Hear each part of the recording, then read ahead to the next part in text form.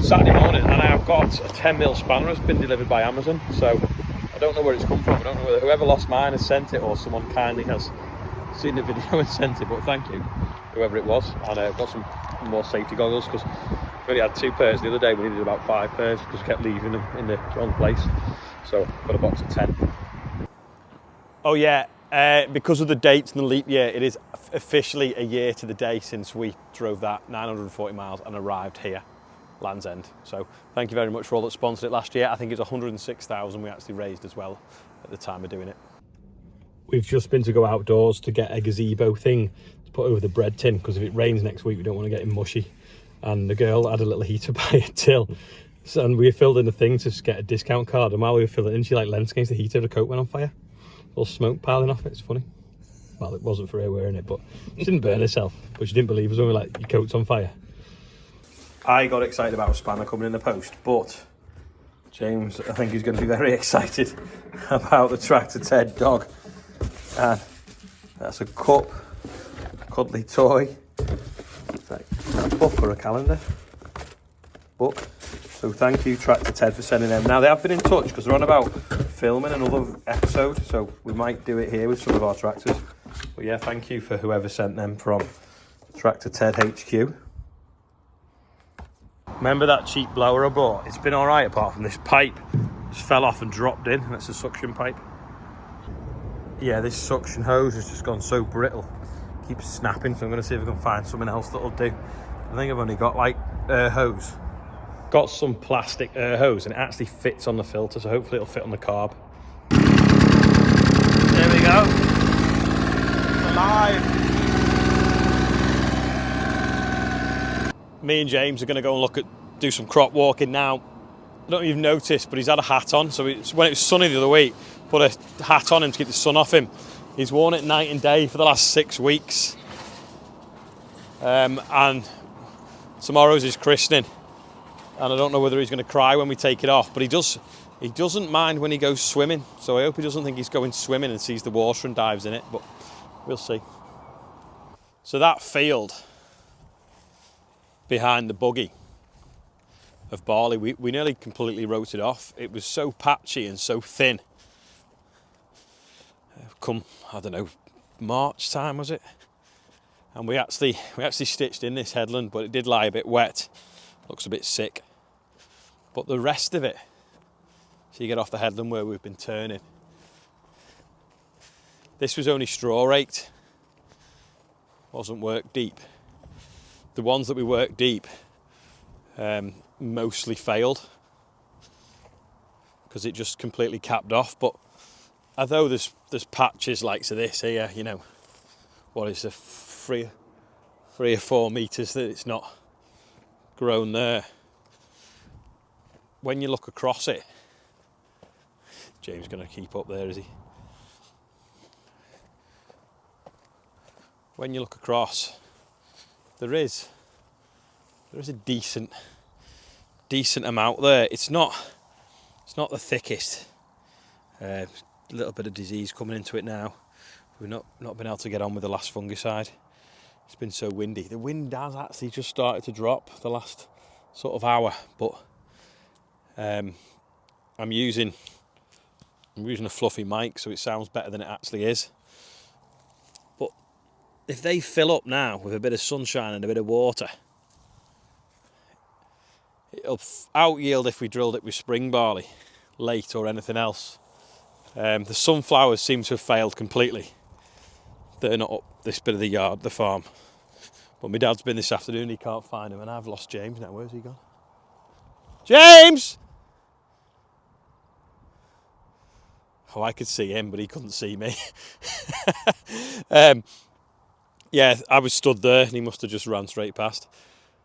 Yeah, I'm relatively pleased, actually, with this, considering it nearly got glyphosated off and started again. We'll just walk in front of the buggy there, where it's completely spring barley. The difficulty is going to be these bushy bits here with the spring barley underneath.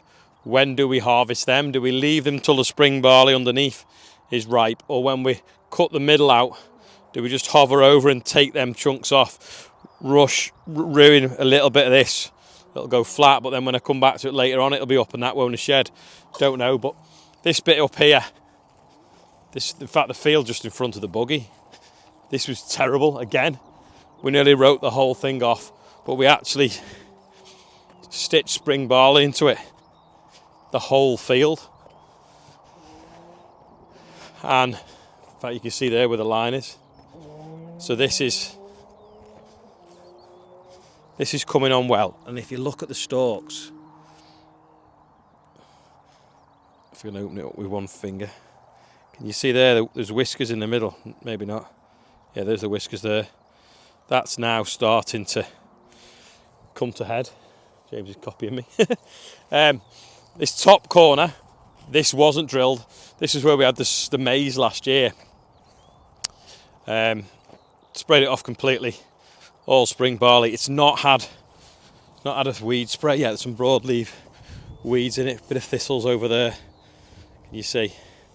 We need to knock them out. It's kind of got a little bit missed. It's 2 acres that gets forgotten about, but this is bushed out well. Tilled quite nice actually.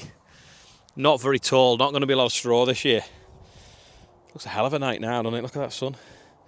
But yeah, both these winter barley fields we basically nearly wrote off, but it looks like we are going to get something off them now. Go and have a look at the beans. The one field of beans that we've got, I probably won't go to it now because I've got James with me. It's got to go down the road to it, but that nearly looks the best field of beans we've ever had. And that's the first one we sown with the quad track with the Claydon drill and absolutely moulded in. In fact, there's a little video of it here. This is the wet headland. It's kind of pulled through that bit, but watch it start slipping now.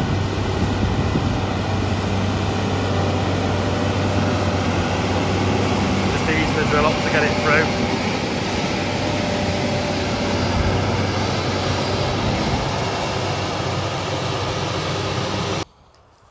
If you're the same 1 year seeded, forever weeded. So this looks like a relatively decent-ish crop of spring barley. But if you look closely down this hill, it's actually quite thin.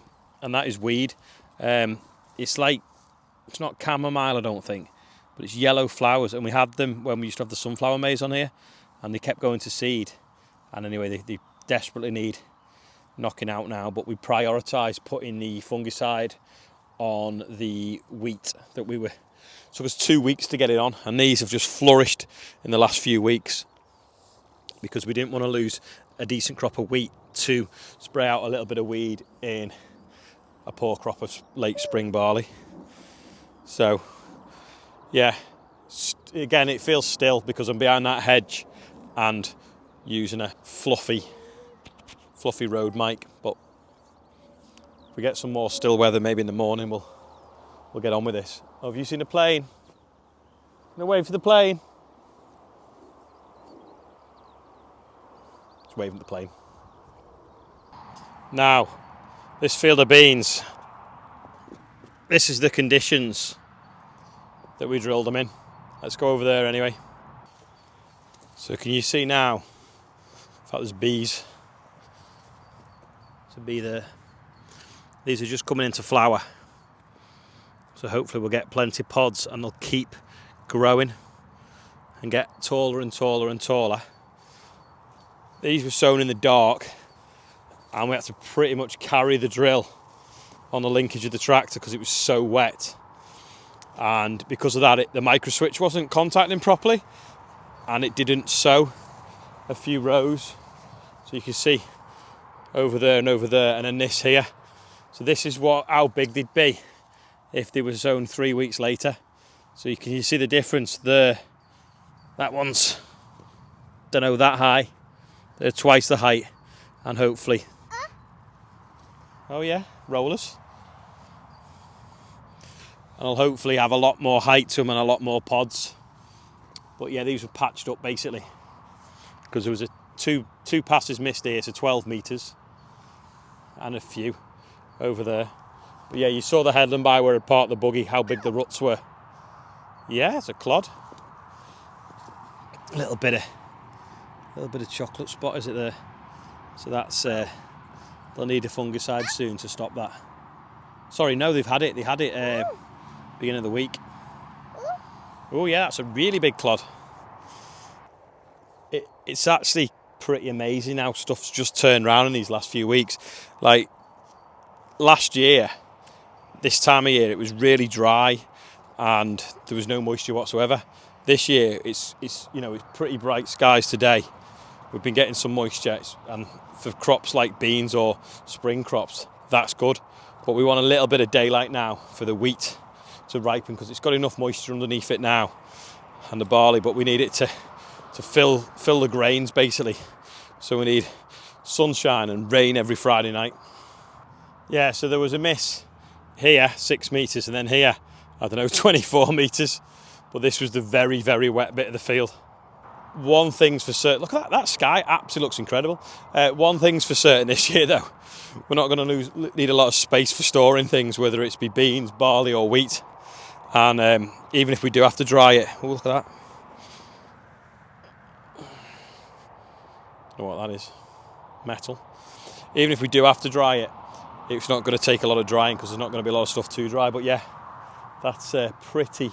You see how wet it was, how far the sprayer went in. When we put the pre-emergent herbicide on, I mean, that's a rut, and that's my boot. Not even halfway up it. It's like a ravine to him. Big step. Think we need wider wheels on the sprayer.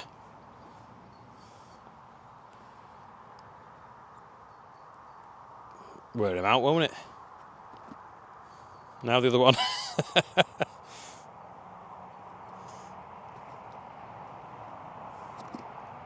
That's it. Oh, up the next one.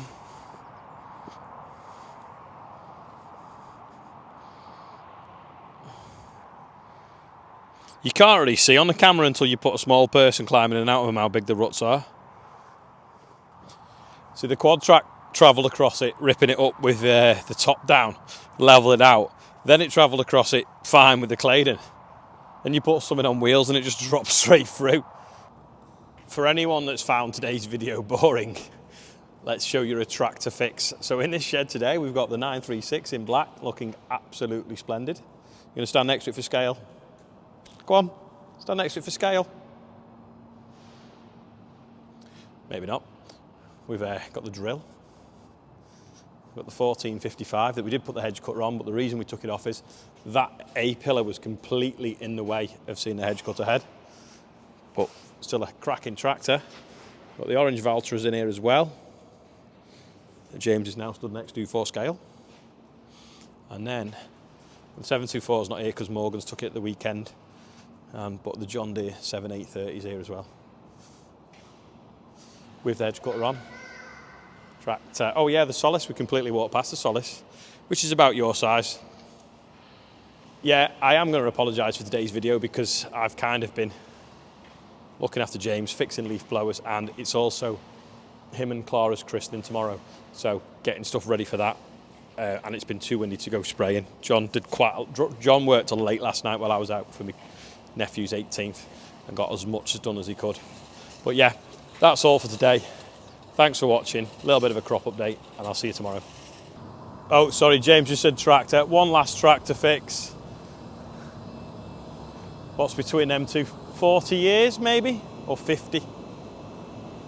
That's today's quiz question. That's a 19 plate, so that's half answered, but how old's that? Or that? Anyway, that's it. See you tomorrow.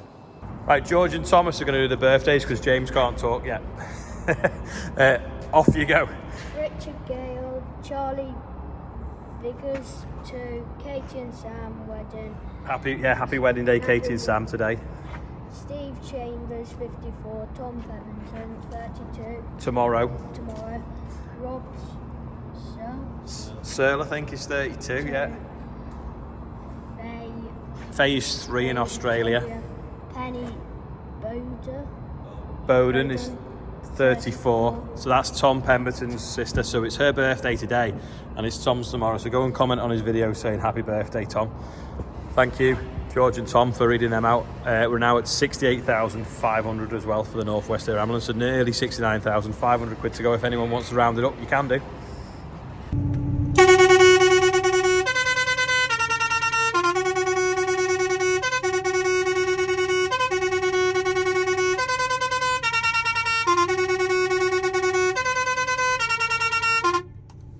Start and finish. You want a picture at the finish line.